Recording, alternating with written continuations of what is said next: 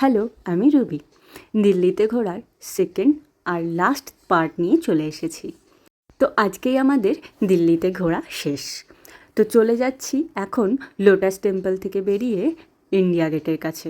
রাষ্ট্রপতি ভবন এক সাইড আর অন্য সাইডে দেখলেই ইন্ডিয়া গেট দেখা যায়। দিল্লির একটা অন্যতম অ্যাট্রাকশন বলতে পারো এই ইন্ডিয়া গেট, যেটা নির্মাণ হয় প্রথম বিশ্বযুদ্ধ ও আফগান যুদ্ধের শেষে শহীদ প্রায় 70,000 সৈনিকের স্মৃতিতে। 42 মিটার উঁচু এই গেটের দেওয়ালে শহীদের নাম খোদাই করা রয়েছে।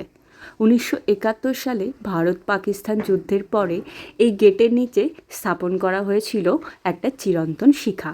তো চলো এবার বেরিয়ে পড়েছি আমাদের নেক্সট ডেস্টিনেশনের দিকে, যেটা হলো রাজঘাট। এই রাজঘাট হলো ভারতের জাতির জনক মহাত্মা গান্ধীর সমাধিস্থল, যে সমাধিটি কালো মার্বেল দিয়ে তৈরি, আর তাতে গান্ধীজির শেষ শব্দ হে রাম লেখা থাকে। তারপর আইসক্রিম খেয়ে পৌঁছে গেলাম রেড ফোর্টে। লাল কেল্লা হলো দিল্লির একটা ঐতিহাসিক দুর্গ আর ভারতের একটা অন্যতম জনপ্রিয় পর্যটনস্থল। এটি মুঘল সম্রাট শাহজাহান দ্বারা নির্মিত হয়েছিল। প্রধান প্রবেশদ্বার হচ্ছে লাহোর গেট। তো চলো এবার আমরা একটু ভেতরের দিকে যাব।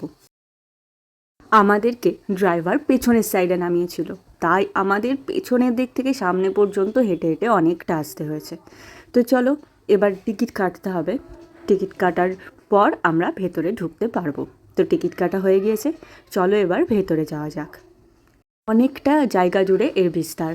এর মধ্যে রয়েছে দেওয়ানি আম, যেটা সাধারণ দর্শকের সভাস্থল, দেওয়ানি খাস, রাজরাজাদের অতিথিদের কক্ষ, রংমহল, জাদুঘর, সমস্তই এর মধ্যেই রয়েছে। এতটা তো দেখানো সম্ভব নয়, তবে আমরা যেতে যেতে কিছুটা দেখাচ্ছি। যেতে যেতেই অনেকগুলো ছোট ছোট মার্কেট পড়ে, আর সেখানে অনেক রকম জিনিসও পাওয়া যায়। আর সব থেকে ভালো লেগেছে ভেতরে এই দেয়ালের কারুকার্যগুলো, চারিদিকে সুন্দর করে সাজানো। তো চলো আজকের মতন দিল্লির ব্লগ এখানেই শেষ করব, কারণ আমাদেরকে ফিরতে হবে। আমাদের ট্রেনের টাইম রয়েছে বিকাল 5টার সময়। তো চলো আজকের ব্লগটা এখানেই শেষ করছি, দেখা হবে নেক্সট ব্লগে।